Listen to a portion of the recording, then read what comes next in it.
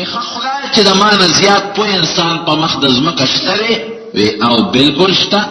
وی زما نه غواړو چې هغه سره ملاقات وکړم او د هغه نه څه زده کړم. وی ډېره ښه ده، لاړ شه. وی الله ته به زه رسم څنګه؟ ځای راته وښایه. وی هغه سړی په مجمع البحرین کې دی چې کوم ځای دوه دریابونه یو ځای کېږي. نو علما لیکلي، بعض علما په دې کې څه اختلافات کوي، تاریخي خبره ده، خو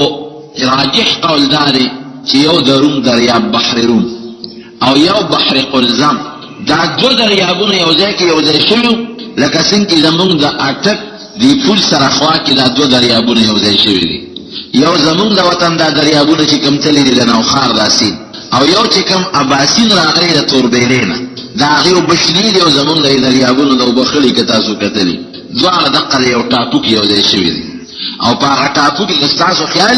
وي یو پارک جوړ شوی دی، خلک پکې دا نخرې پخرې کوي او دا ماشومان خلک سیل له وله بوځي. نو مجمع البحرین د روم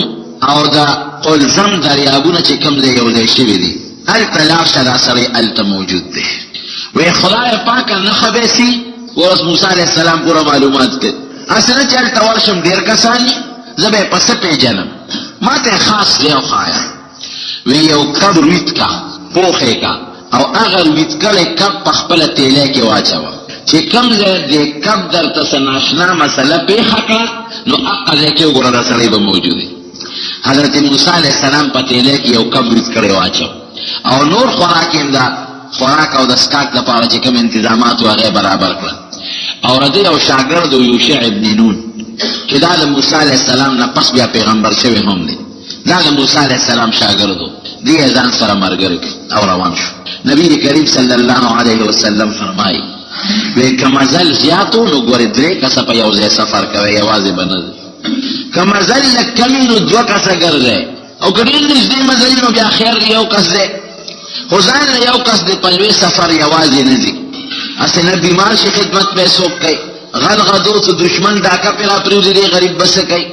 نو موسی علیه السلام هم ځان سره خپل شاګرد واغېست او روان شو.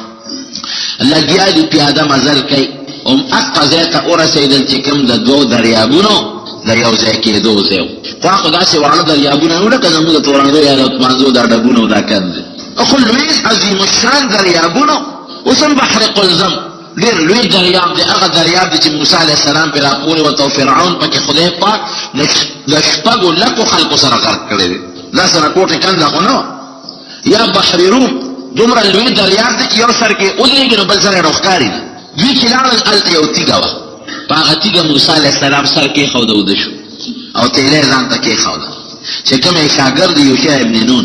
هغه تیلی کولاو کړه چې دې نه څه خوراک راوالم او څه ترې وخورم، او چې تیلی سیند کولاو کړه نو هغه روید شوی کب جمدې شو، دریاب ته یې ټوپ کړل. قرآن کې الله ګورې وایي دا د موسی علیه السلام معجزه ده. معجزه ویلې ته چې د پیغمبر په لاس یا د هغه په مخ کې داسې یو کار وشي چې هغه د ظاهري عقل نه باري عقل یې نه مني. نو کب دریاب ته ټوپ کړی، فاتخذ سبیله فی البحر سربا. قرآن حکیم کې الله فرمایي یو سورنګ یې جوړ کړ، هغې کب داسې سورنګ یې جوړ کړ چې اوبه یو بل سره نه پرې وس کېدلې. حالانکه کب خو چې دریاب ته ټوپ کړي او دریاب کې تیږه مه غورځوي نو که اوبه یو بل نه جدا شي نو زر بیا یو ځای شي، اوبه خو جداوالی نه قبله. نو یو معجزه دا شو چې کب جمدې شو، دویمه دا شو چې دریاب ته یې ټوپ کړی، او دریمه دا چې په دریاب کې یو سورنګ جوړ شو مکمل چې یو بل سره نه پرې وس کېږي. یوشع ابن نون وایي ما وی چې معلومیږي دا چې دا مقه ځای دی چې مونږ ته خدای ښوولی دی، او چې کله موسی علیه السلام راویښ شي نو زه به ورته ال ویم. موسی علیه السلام اوده دی چې راویښ شو، د یوشع ابن نون نه خدای خبره یېره کړه. اوس دا خبره د یېرېدو خو نه ده چې کب جمدې شي او په دریاب کې هم ټوپ کړي او دریاب هم درته مخامخ پروت دی، دا د یېرېدو خبره نه ده، لیکن خدای یېره کړه. او دې کې د الله دا حکمت و چې دا خبره ته یېره کړم چې دوی زه لږ وکړم، لږ مزل پې وکړم چې تا دا ولې وایي چې زما نه زیات پوه بل څوک نشته، زما نه لوی عالم بل څوک نشته. وروڼو خدای په دې ډېر خفه کېږي، خدای په دې ټکي ډېر خفه کېږي چې زه یم. دا یو سړی و چې زما نه لوی سړی بل نشته. زمونږ دا خلک ګورې بعضې وخت د خولې نه وباسي، ما وایي چې زه یو تړم تا چا پلار هم نشي پرانېستلی، که زما یو ځل ونیوی تا دې ما نه څوک خلاص کړي. دا خلک وایي که نه وایي هلکه د خدای نه لوی ذات بل شته. اوس به د خدای د چمغرت نه راوباسي راونیسي اسرائیل علیه السلام ته به حکم وکړي سا به د نه وباسي، ته څه کولی شې؟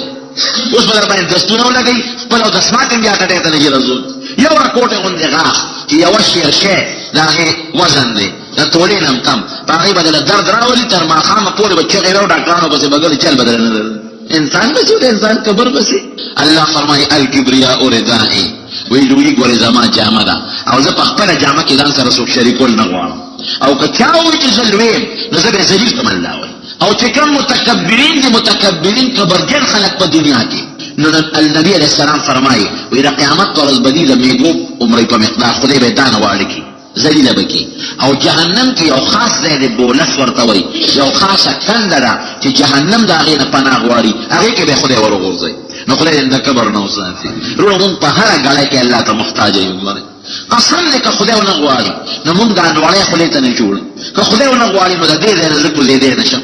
که الله ونه غواړي نو ما زه خپل هغه خپله تیاره انډوړی په لاس کې نه شم اوچتولی خپله تیاره بستره کې نه شم سملاستېدلی بستره به مې ډوډۍ به هم درته پرته وي چای به هم درته پرته وي هیټر به هم درته لګېدلي ښه هر څه به برابر وي داسې بیماري به در باندې خدای راولي چې په خپل کټ کې به ټینګېدلي چې ټوپونه به وي هر وخت کې الله ته ځان عاجزه کړه د خدای په حضور کې هر وخت دا ومنه او دا تسلیم کا چې خدای زما دا څټوکې ستا په قبضه قدرت کې دی الله زما دا سر ستا په قبضه قدرت کې دی نه د خپل ځان له فایده ورکولی شم او نه د خپل ځان له نقصان ورکولی شم زما د نفع او د نقصان مالک رب العالمین دی هر وخت خدای ته جالی رونو او دا سوال د خدای په حضور کې کوئ په دې الله خوشحالېږي نو ګوره موسی علیه السلام بلکل رښتونې خبره کړې ده خو لږ غوندې ده دا لفظ و چې زه د زه لفظ پکې چې نه ما نه پوه نشته نو خدای پاک هغه خبره چې هغه یېرېدو واله نه د هغه د هغه شاګرد نه یېره کړو چې موسی علیه السلام راویښ شو ویې لکه ځکه بستره او سامان مامان راواله چې ځو کېدای شي هغه چې کوم سړی مونږ ته الله ښوولی دی ابه مخکې روان شو دا اوس دا نری غرمه وه چې دوی د خوبه پاڅېدل روان شو چې روان شو تر ماښامه پورې دا مزل هم وکړو سړی یو نه مونده شپه پرې راغله شپې لګیا دي مزل کوي او شاګرد ته څه وایي إذ قال موسى لفتاه لا أبرح حتى أبلغ مجمع البحرين أو أمضي حقبا اے شاگردا زبا الا صبر کوم طارام نکینم چې ترسو هغه سړی چې ما ته هغه خدای ښوولی چې مجموع البحرین کې دی هغه ومونم او که هلته مې ګیر نه که نو ټول عمر به مزل کوم خو ده پسې به ګرځم او امضي حقبا حقب ډېره لویه اوږده زمانه ده ټول عمر به ګرځم ټوله زمانه ده د لنډه معنا درته کوم ګرځم به خو چې دا سړی پیدا کړم دین علما دا مسله معلومه چې یو سړی د پکار چې د خپل علم طلب کوي او کدی وي چې ما خو پټکې په سر کو زه مولا شم نه دی لګیا چې نور دې طلب کوي دې کتاب ګوري زموږ مولوي صاحب د خدای پاکو بخي هغه څونه خلکو طالبانو ته علم رسولو لیکن تر مرګه پورې هغه کتاب کتل څه مطلب دی مطالعه چې زه نور هم سجده کوم او علم کې دا صفت دی چې ته به لګیا او نور به هم سجده کوې په علم مړېدل نشته یو په دنیا مړېدل نشته او یو په علم مړېدل نشته نو دې دا معلومېږي چې سړی د طلب د علم کوي یوه دویم دا دی چې دله پکار دي سړی ځان سره شاګرد ته ګرځوي یوازې نه ګرځي درېیم دا مسله معلومېږي چې دې قصد کوي هر څومره چې پیاده مزل او سفر د ده نه کېږي نو کوي خو علم دې زده کړي طلب دې کوي نو صاحب شپه م پرې راغله د شپې سفر شروع شو نو سهار غرمه م راغله وه شواروز مزل شو نو چې سهار نه غرمه شوه نو موسی علیه السلام دې شاګرد ته وایي ویې لکه ستړی شوم خو زمون مفسرین لیکي او حدیث کې راځي د نبی علیه السلام وی موسی علیه السلام چې دغه تیږې له ورسېد نو دغه دی پورې ستړی شوی نو او چې د دغې منزلې مقصود نه واوړېده چې کوم ځای کب ډوب شوی دی نو بیا پرې تکاوټ او ستړیوالی راغی وی ستړی شو نو کېناسته شاګرد ته وي ته هغه تیلی روسپړه که نه آتنا غداءنا لقد لقینا من سفرنا څنګه دی نسوبه هغه خوراک راوباسه مونږ خو ستړي شو نو چې وی خوراک راوباسه هغه تیلی کوله وکړه اوهو استاذ جي ما نه خو خبره یېره څه چلو هلکه وی ګوره هغه یو شواروز مزل چې مونږ وکړو هلته کې تا ډډه لګولې وه سر ته رې تیږې ښودې وه توده شوې نو کب هلته را دنګلي دي او سیند ته یې ټوپ کړي دي وما انساني الا الشیطان ان اذکره ما نه خو شیطان دا خبره یېره کړه ما ته څه پته لګېده فاتخذ سبیله فی البحر سربا عجبا هغه خو دریاب ته ټوپ کړو سورنګ یې پکې جوړ موسی علیه السلام له اوس پکار و چې شاګرد ته غوسه شوی وي چې د الله بنده یو شواروز مزل دې راباندې وکړه پیاده هلته دې ولې راته یاداشت نه کوو لیکن هغه فیوچرز خدای مونږ هسې رانیولي او کړی لیکن د شاګرد څه دي دا اوس د خدای کار دی نو فتنه وایي زه چې زه واپس ځو فرتد علی آثارهما قصصا واپس روان شو په کومه لار چې راغلي والله یو په حق لار واپس راغلی او ما دا کف چې کوم ځای ډوب شو نو موږ ته چې کوم ځای خدای خولوم دقه ځای دا بس یره شو خبره ده چیزو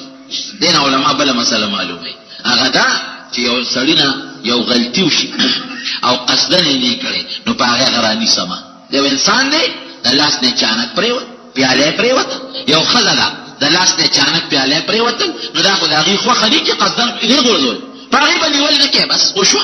کور کې چانک ماتيږي او پیاله ماتيږي غوړین تویږي او چینیم تویږي نو کله زنانه نه یاله ماشوم نه چینی او غوړین توی شو امرانی سینا الاوله خو چې دې په تخه پښو د کور خاوندانه په خپل دي کنه کور خدای دوه شریک دي یو کار دی بس شو زما شوم را کوټم خیر دومره کوټم نه فائدہ احمد زمو دې ماشوم د سروانه او یو شی کور توی چې کور شي توی کنه ما وته غوسه وکړه مولوی صاحب د خدای بخیر غوي ماما غوسه وته ولکه بل دا دغه مقدره او چې دا شی توی داغه څه خو انو په قصف شي نه لري کړ نو یو دا چل مکوي غیر اختیاري غوسه راځي او چې کم د اختیار نه بعد یو غلطی له چانو شو باغی نیول نی پکا لکه موسی علی السلام شاګرد درونی واغه ته پتا وا چې دې غریب نه غلطی شو خو چې ما کړهو که شواروز بدل مې کو خدا کا سره وکړ چې واپس رال نو علماء کرام بعضی لیکي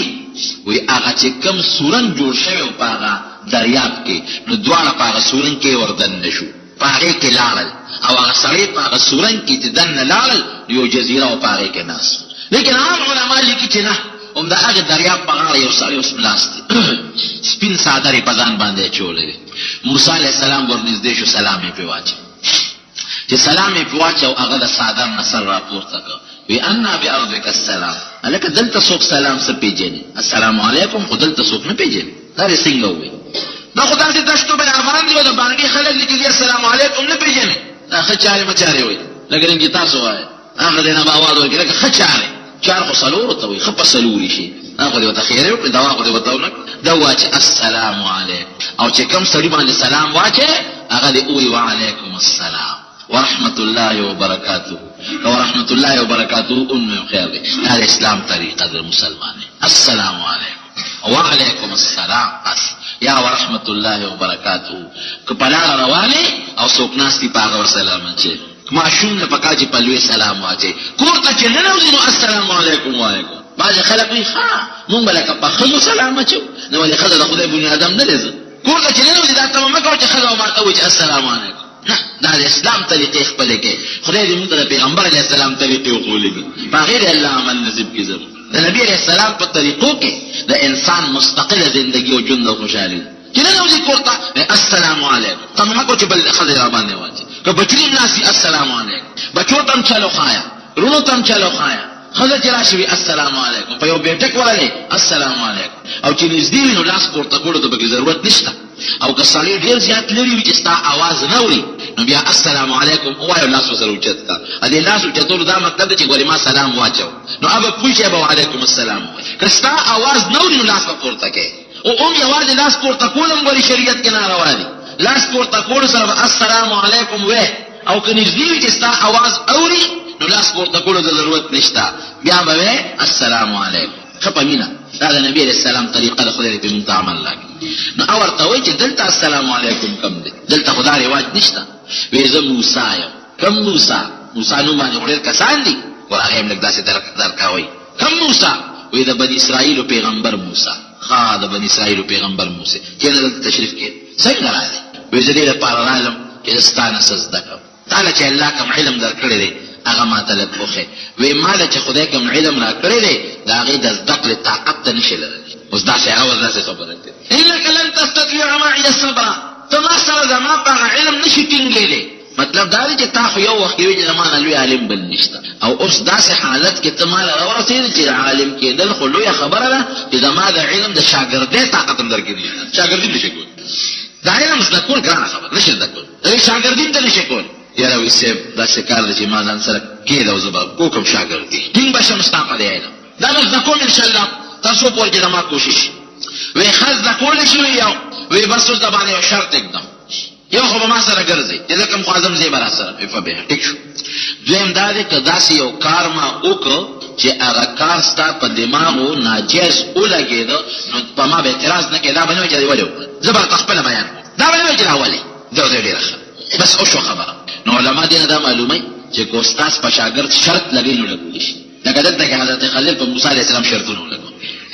چې ما باندې اعتراض نه کې، ما سره روانې په سفر باندې شاګرد غوندې. دا لګي کو استاد په شاګرد شرط لګای ځانګړي ټیم برازي، نو په دې شاګرد خو به کېږي نه. شرط به لګای چې دلته باندې ډوړای نه خوري، الته به خوري، دلته باندې یاده، الته به یاده. بالکل شاګرد به دا خبره مني. ډېر خشو بعض علماء لیکي چې هغه شاګرد یې رخصت کوي شایب نه نو، او څوک یې نه مو سره روان شو. وې ځکه چې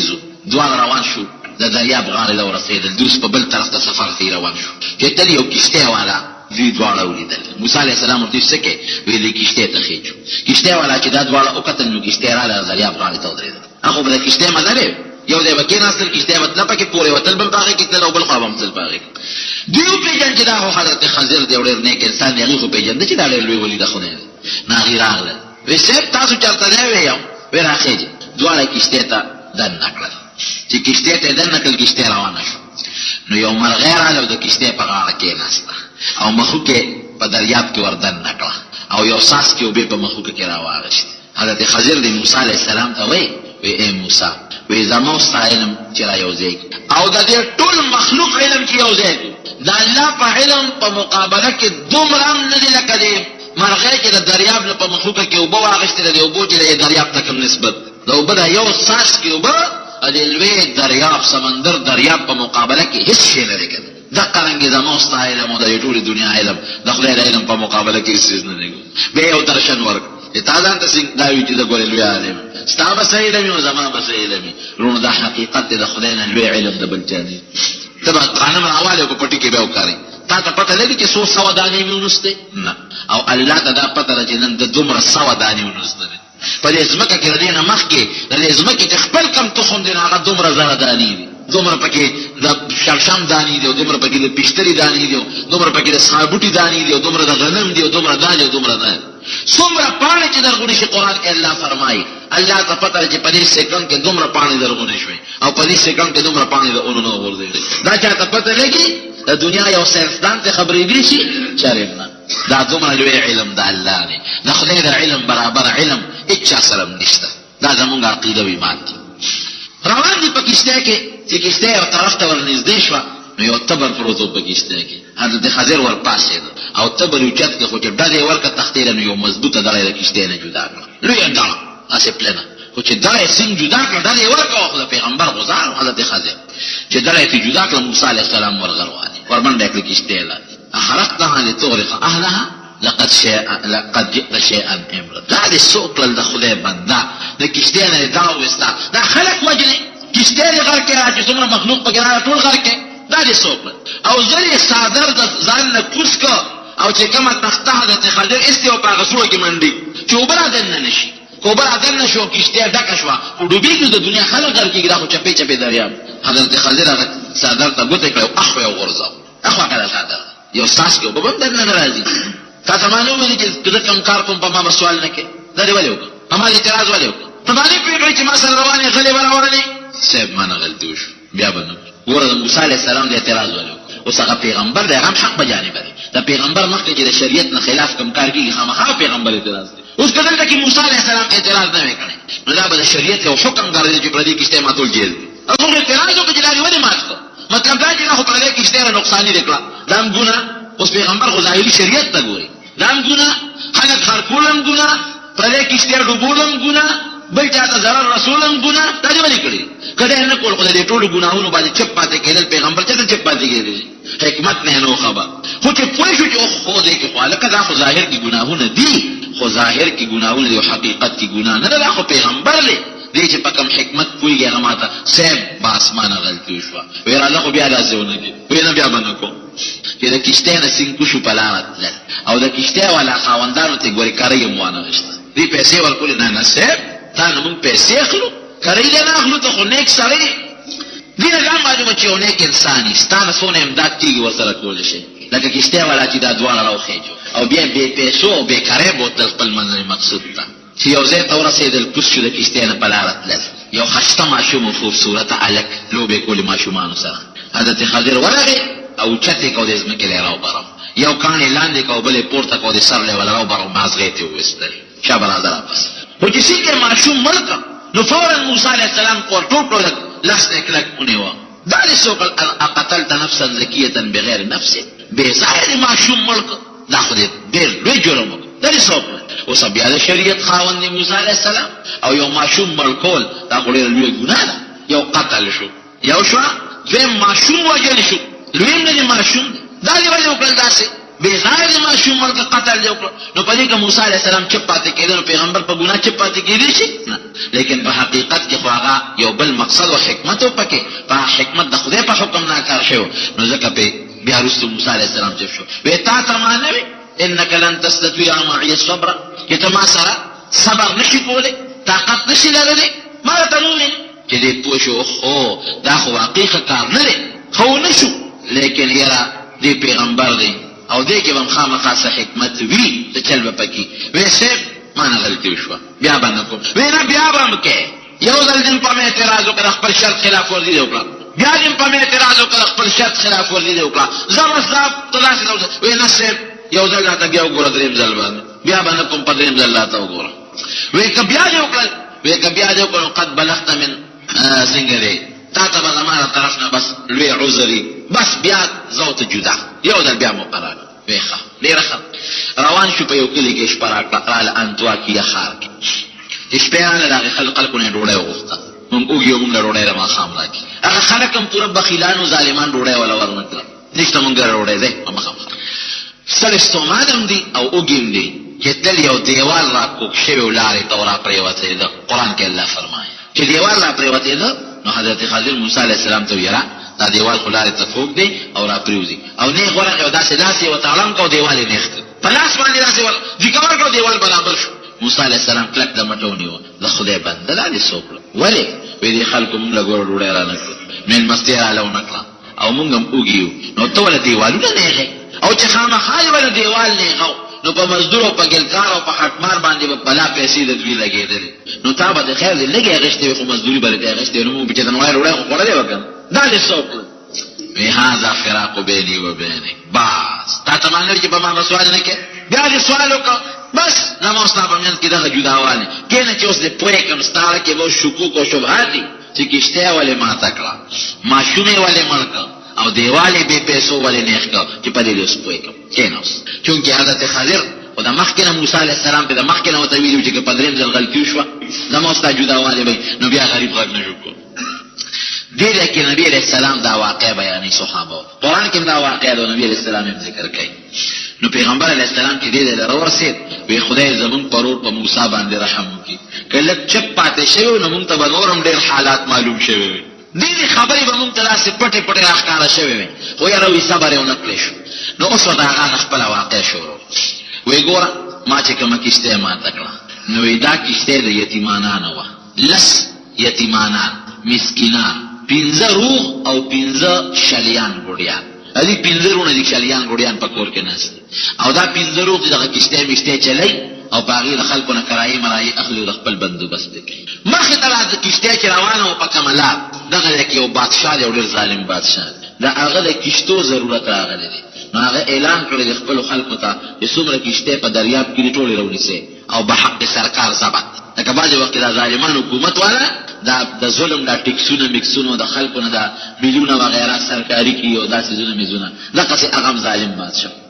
چې څومره کښتۍ دي دریاب کې خو یاره چې جوړې کښتۍ دي روغې چې کومې عیبجنې وي یا خرابې وي هغه مه نیسئ او چې کومې روغې کښتۍ وي هغه راونیسئ به حق سرکار ضبط خلک دې کوزوئ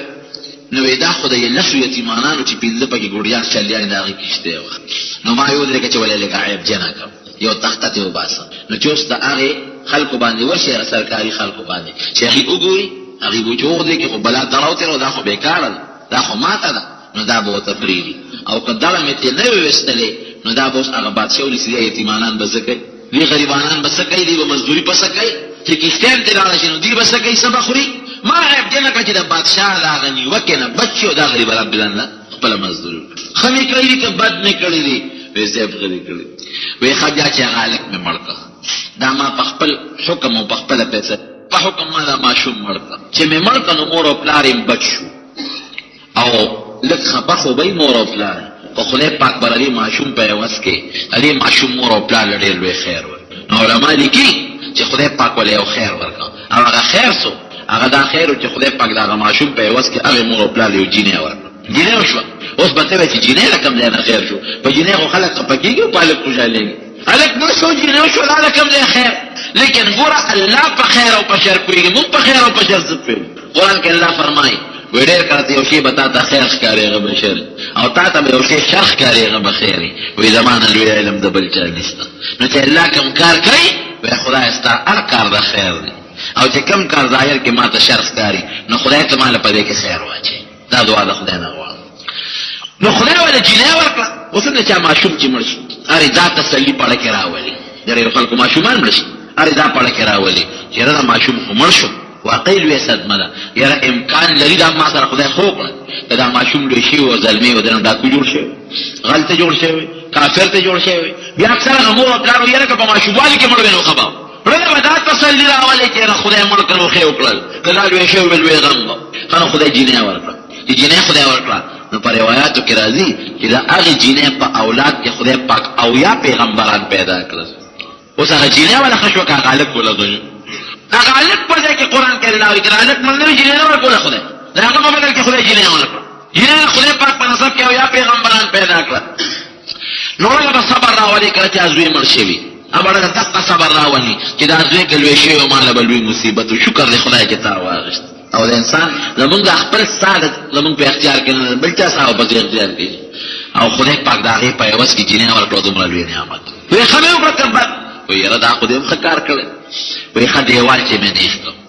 دیوال مې ولې نیغ کړ وایي دا دیوال د دوو ماشومان یتیمانان دي پلار یې مړ دی دوه یتیمانان او پلار یې ډېر زیات نیک سړی تېر شوی دی نو دې پلار یې چې کوم وخت کې مړ کېده دا بچي د یتیمانان پاتې شو نو د دې دیوال لاندې ول هغه یو خزانه ښخه کړه بلا مال دی پکې او په دې نیت یې ول ښخه کړه چې که اوس دا خزانه د خپلو تربورانو ته ښیمه نو هغې ته خوري دا زما بچي بیا څه کوي که ښځې له ورکوم دا ښځه به اوس بل میړو کړي نو زما دا بچي به څه کړي دا واړه نو پلار یې هغه خزانه د دیوال لاندې ښخه کړه او په خدای یې وسپارله یا الله دا خزانه مې پته وسپارله زما د دې بچو دپاره د دې ته حفاظت کوه او چې کله زما دا بچي بالغان شي نو خدای ته ورته بیا راوباسه چې خپل کار پرې کوي په هغې کې یو راکوټ یې خط ولیکه د خپلو بچو په نوم چې بچو دا خزانه که تاسو مونږ ته دا د لګورې ما ښخه کړې ده چې بچي په شک کې نه نبي بهر کې پلار یې دغه بروسه وکړه نو یې ګوره دیوال کوږ شوی پرېوتی ده او که دا دیوال پرېوتی وي نو خزانه به یې تربوران راغېستې او په خپل منځ کې به یې تقسیم کړې وه نو ما ورته دیوال د خدای په حکم نیغ کړه چې کله دا ماشومان بالغان شي نو چې څنګه خدای اوس زما په لاس د دوی خزانې حفاظت وکړه دغه رنګې به خدای ورته دېوال وغورځوي خپله خزانه به ورته راښکاره شي ښه مې کړي دي که بد وایي صاحب ښه دې کړي دي وایي زه اوس چلو په مخه دی که صبر دې کړی وی نور معلومات به مې هم درته درکړي خو تا صبر ونه کړی شو دې دا معلومېږي چې مال جمع کول جایز دي ځکه د دوو پیغمبرانو په ذریعه خدای د هغې مال د خزانې حفاظت ولو او ګوره وي مور او پلار یې وي نیکو د هغې د وجې د دوو پیغمبرانو نه خدای وله د حفاظت کار واخېسته نو علما لیکي چې د دغې ماشومانو اووم پلار نیک تېر شوی په نسب کې اووم نو د اووم پلار د برکت نه خدای په اوومه پېړۍ کې د نوسو د مال دومره حفاظت وکړو چې دوه پیغمبران یې راورسېدل هغه دیوال یې پرې نیغ کړ نو دې نه معلومېږي چې د چا پلار نیکي تر اوو پشتو پورې خدای پاک د هغې د اولاد خیال ساتي اوو پشتو پورې خدای پاک د هغې خیال وساتي نو دې نه دا څو مسئلې چې ما درته وکړي دا معلومې شو خبر به نه کې بلکل دویم دا چې د دین طلب به کې تر مرګه پورې به طلب کې دریم دا استاد در باندې شرط لګوي شرط به ورسره منې او بل دا چې کوم یو کار یو نیک انسان یو عالم کوي او ته پرې نه پوهېږې اعتراض به نه کوې چې دا کار داسې ولې کوې ته پرې نه پوهېږې بس هغه پرې پوهېږې حضرت خضر متعلق درته یو ټکی ویم نو بس کوم دا د حکمتونو دپاره مې دا خبره وکړه حضرت خضر بعض علما وایي چې د خدای لوی ولي و راجحه خبر دا چې د خدای پیغمبر و بعض علما وایي لکه امام بخاري رحمت الله علیه وایي وفات شوی دی امام بخاري صاحب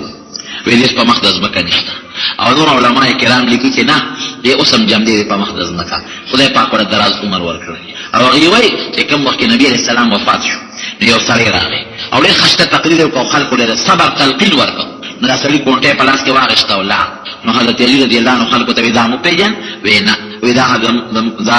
حضرت خضر او پیغمبر دا چې نورو خلکو سره ملاقاتونه کېږي دا چې کوم مسئلې در سره ورسره ما درته بیان کړئ د ماشوم د مرګ یا د دیوال د هغه نغېدو حکمتونو دې لپاره مې دا واقعه درته وکړه چې موږ له خدای پاک د دین او د دنیا خیر او نفع راکړي د خاوند حق زیات دی او که د مور او پلار د هر چا خپل حق دی جناب د مور او پلار خپل حق دی او د خاوند خپل حق دی د خاوند دا حق دی چې د هغه خدمت پکې جامې بولې دي ډوډۍ بوله پخې د کور حفاظت به وله کې د هغه د حکم خلاف ورزي به نه کې د مور او پلار دا حق دی چې که کومه زنانه واده شوي دعاګانې دې ورته کوي که بیماران شي مثلا او خاوند اجازت ورکوي نو هغې دغه دې کوي د بیمارۍ خدمت دې وله کوي که دا مالداري مور او پلار یې غریبانان یې اخلاص ورسره کولی شي خو چونکې ښځه عموما د خاوند په کور کې او د خاوند د بند لاندې وي نو تاسې دې نه کوي چې د خاوند د اجازت نه بغیر د مور او پلار کور ته ځي بیا به خپل کور وان شي او که خاوند ته ظلم کوي نو بس هغه خدای پېښو کار یې پېښ العالمین دې زمونږ ستاسو نه راضي شي او خدای پاک دې زمونږ ژوند د دنیا او د آخرت د خوشحالو کې خدای د غمونو مصیبتونو نه په امن کې وساتي د دواړو جهانو خیر دې خدای پاک نصیب کړي څوک بیماران دې وکړي چې الله ورله شفا ورکړي زمونږ د دې محلې یو مشر عبدالغفور ماما چې هغه ډېر ښه انسان و زمونږ د مولوي صاحب هم ډېر خدمت کړی او زمونږ د جومات مؤذن هم و بانک به هم وی ډېر ښه سړی هغه وفات شوی دعا وکړي چې خدای پاک یې مغفرت نصیب کړي نور څوک مشران وفات شوي ستاسو یا نور ملګري خدای دې ټول وبخي الله دې وارثانو له صبر ورکړي رب العالمین د اخر وخت زمونږ په خولې دا کلمه نصیب کړي ګرانو محترمو اوریدونکو دا 40 نمبر کیسټ د مولانا محمد ادریس صاحب ستاسو په خدمت کې وړاندې کیږي په دې کې د حضرت موسی علیه السلام او د خضر علیه السلام واقعه تاسو اورېده دا به تاسو ته پېښور ښار کې بیرون کچرې ګیټ اشرف روډ باندې سره فقیر خان ناصر خان کیسټ هاوس کې د ناصر خان سره ملاویږي د دې نه علاوه د مولانا محمد ادریس صاحب د هر جمعې تقریبا هم تاسو ته د دې دکان نه ترلاسه کېدی